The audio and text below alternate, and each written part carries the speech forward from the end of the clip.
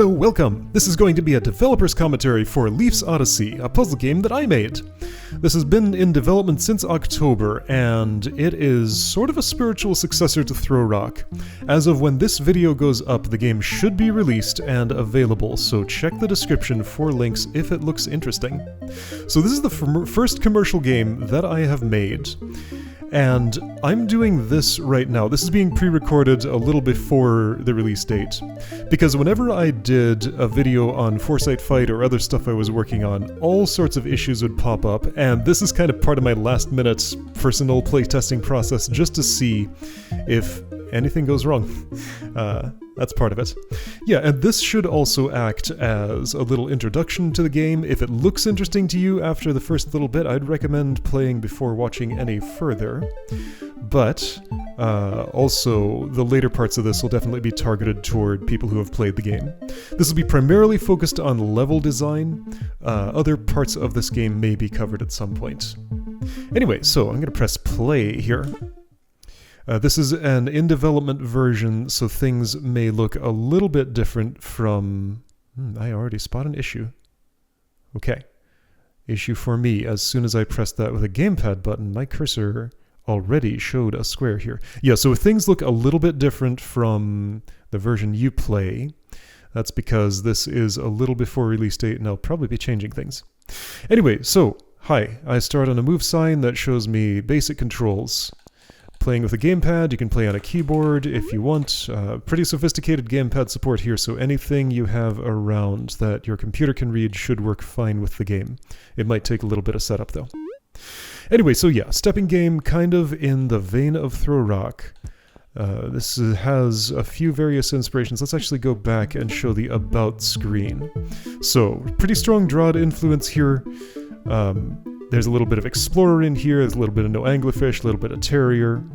All these cool people helped me with it, but other than testing and external stuff, every aspect of this game was made by me. Yeah, so this was kind of a test for my tools and stuff. But anyway, let's show how things play. Right, so sorry. Tower of Destiny. Ahead, follow road. So the game has a level editor. There are multiple worlds potentially available. Only one comes with it at the moment. There may be more in the future. Other people have made some. It's kind of a dream of mine to be able to let's play my own game with someone else's levels, and I already have 2 ready to go for that. But first, I need to play through the main campaign. So this is Tower of Destiny. Does musical sound familiar if you played Throw Rock? Yes, so move actions are also attack. And there's a wait button. I had to put this sign in here because you can get a surprising amount through the game without ever pressing the wait button, as it turns out. That's something I learned during playtesting. This is a flying snake. So is this. And yeah, you can inspect things by clicking, Drawd style. This is Leaf. These are flowers. That's a ladder. That's a Terra door. Alright, so there's my attack. And if I just wait, you attack me!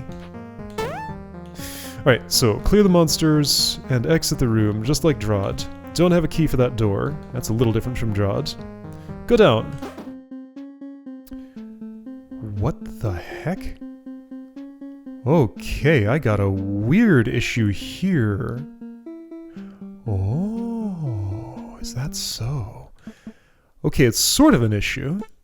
Let's go to gamepad controls for a moment. So I don't have a binding for this. I think I understand why not. And I think it's not actually an issue. This is an artifact of me using an in-development version of this. Okay. Stuff for me to watch. So anyway, here we go. So this here... It's not the most readable in that spot, but this is showing me that my left back shoulder button, or left trigger, whatever you want to call it, will open this journal with something new in it. So this is kind of a last-minute addition to the game. This works sort of like the Outer Wilds ship log in that Leaf, your main character, will observe what happened during a puzzle, and Leaf has told me that a flying snake has this behavior. Moves toward Leaf, will attack if it moves into his tile, and can be killed by bumping into it. So those were the things that I observed during the previous room. And this stays around and acts as a reference that I can look at any time if I forget how monsters and stuff work.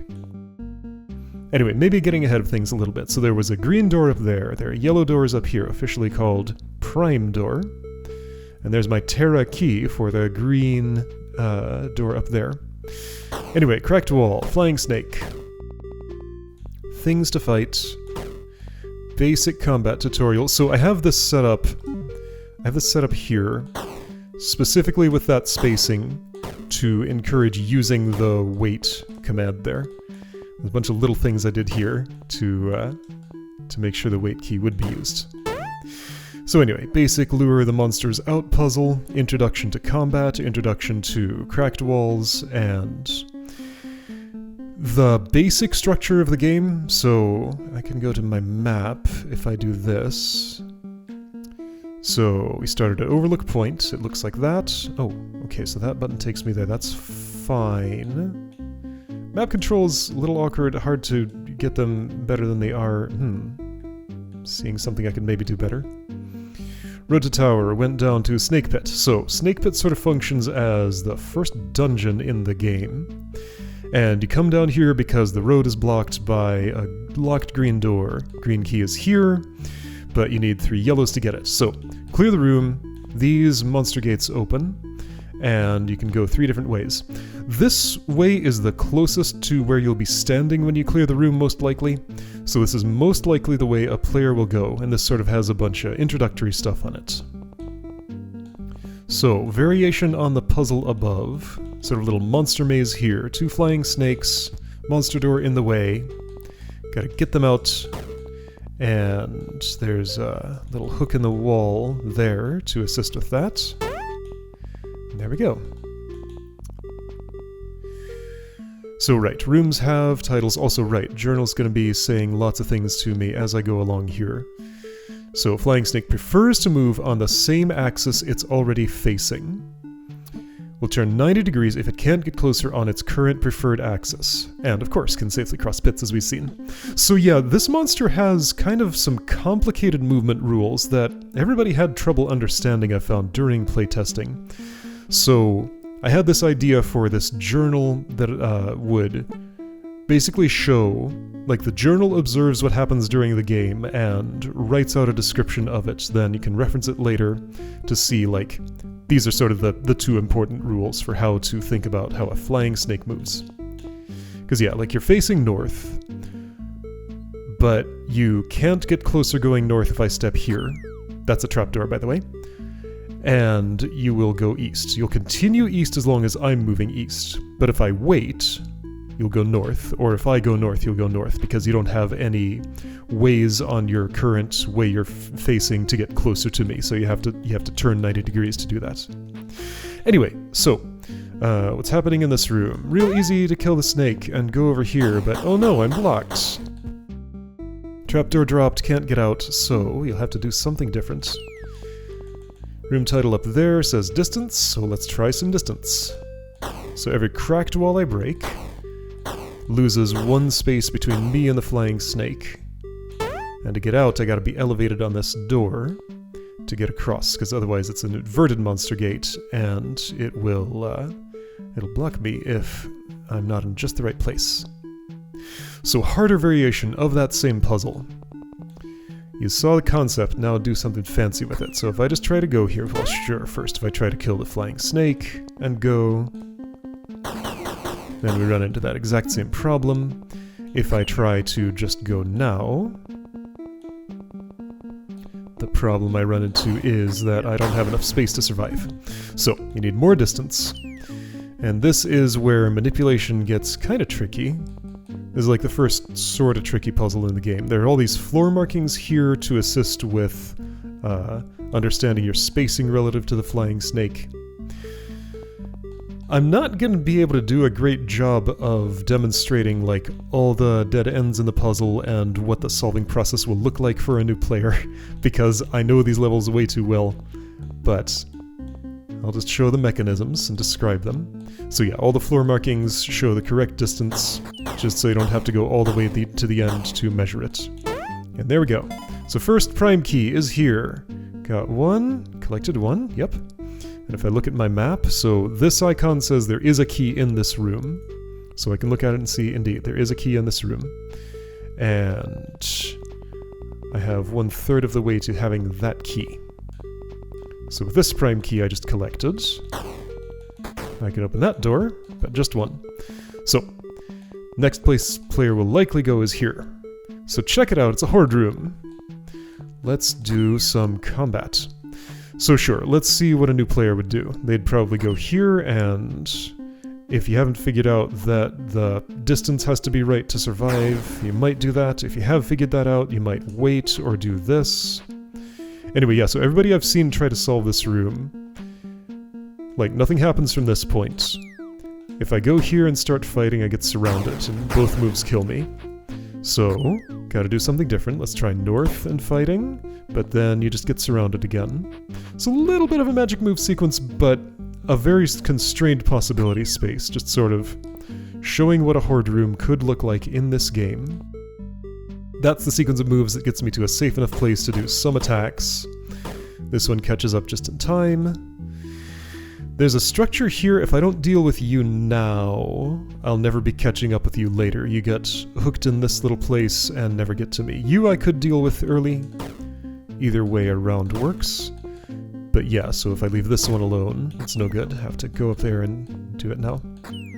So a little bit of a trap mechanism here. This is introducing a concept where if I want to stop and fight, this snake has then moved north and will never move back south and get out of that area. So I'd finish the room with one, well, I wouldn't finish the room because one is still alive and the monster gate remains closed. So yeah, just showing a little mechanism here that requires continual movement until a point where I can rest, which is right here. So you could try to go forward and fight this battle from there, but that wouldn't go too well. So stop off right here. You could try fighting this battle from here, but that also won't go too well. And that's what this space is for.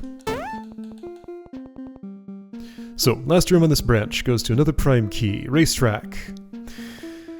So this was fun. There are a lot more elements in the game than this, but this entire snake pit dungeon that I did here was using a very constrained element set. There's pretty much just flying snake, wall, cracked wall, monster gate, trapdoor, and that's basically it. Inverted monster gate in some rooms, not this one. But yeah, those are the only elements I had to work with, and it was neat to make puzzles that work with such tight constraints. So anyway, if you recognize the mechanism from the previous room, there's one of these, but kind of reoriented. So you have a place to get stuck there, place to get stuck there. That one is fine because I can walk south enough to get you out of there. But then this sort of acts as a big place to get stuck as we get through the room. Anyway, we'll see how this plays out.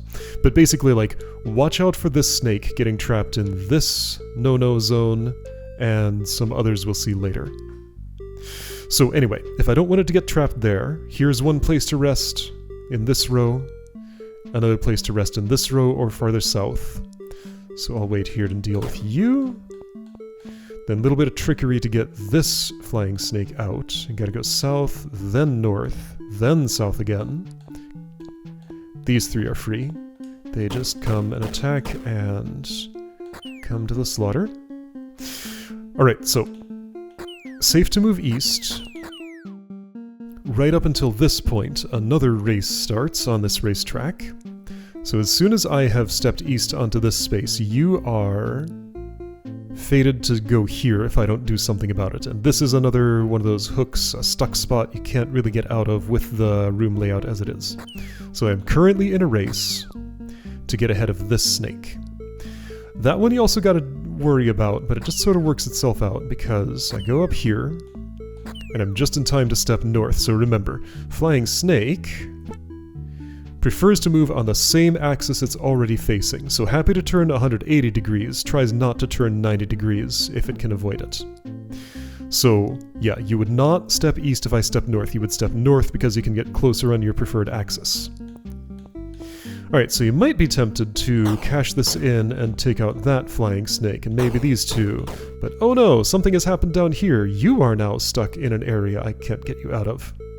So, instead you gotta resist temptation, leave things you can deal with later for later, get here just in time, so you can see I'm vertically in line with that, and if I move east, you'll still be able to move on your preferred horizontal axis, and be safe from getting stuck. Then there's this one trapdoor here. I gotta input a wait move or a bump move here. Bump also works. And there we go. That's how to solve the puzzle. So, racetrack done. Second prime key acquired. And let's wait before spending that. Let's go north. Bridge over nothing. So, this is kind of a trapdoor tutorial. You've already been working with them. This is actually sneakily more of a wait button tutorial. So, up here, sign tells you how to wait. Room layout doesn't necessitate it, but can benefit from it. Room layout here very much encourages it because your spacing will be wrong. You have to either wait or bump if you are fighting these initial two. And then here you're actually forced to wait. Bump will not do. So, we got 3 flying snakes to kill, by the way. If I roll over one monster, it highlights all the monster gates. If I roll over a monster gate, it highlights all the monsters. So, trapdoors here. If I just walk by, I'm never killing you. If I step south, I die. If I step north, I can bump, but I get trapped. So you have to wait in this location to fight that snake. Then here, slight variation on that. So I go here and want to fight these two, but it's at the same time, so I'd have to go there for safety, but I'm on the wrong side of the trapdoor. Can't go here because the monster gate is too close. So you gotta realize you can wait in this location and change their offset. Wait here or bump, either way works. And there we go.